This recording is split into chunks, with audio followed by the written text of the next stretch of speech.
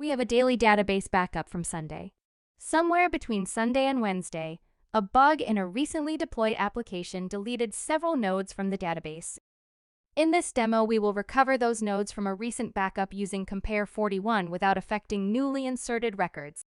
To put into context, we have this structure in the graph database. The following nodes and relationships were unintentionally deleted.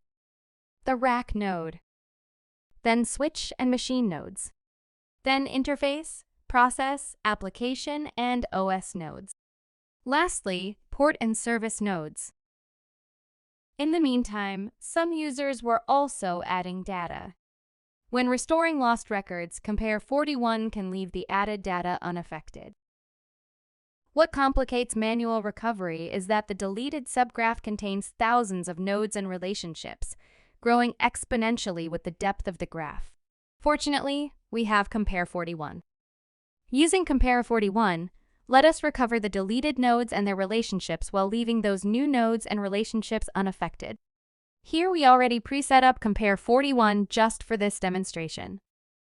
This is the connection settings screen where we have a pre-set up source and destination database.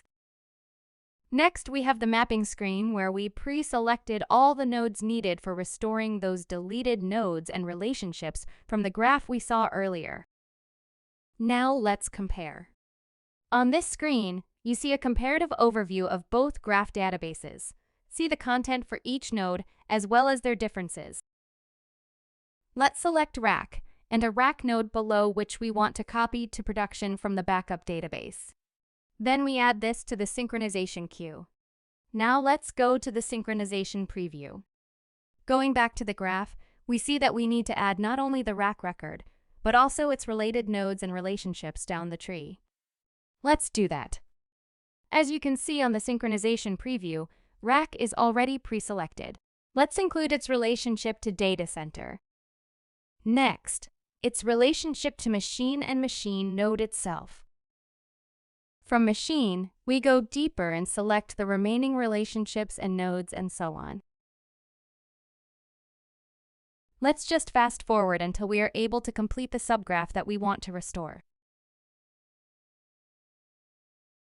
Now that we are done customizing, let's start the synchronization. You see that the selections turn into spinners, which then turn into green check marks when they are done. So we are now done with synchronizing from our backup to our production database with Compare41. Now let's rerun Compare and check if we still have unsynchronized data from our backup database. As you can see on the comparison results, you should notice that there are no more nodes, which are only from the backup database. And there are now more identical records on each node from the backup and production database. And then we are done. And it is really that simple to compare and restore data from a backup with Compare41. Try it free at www.circleseros.com.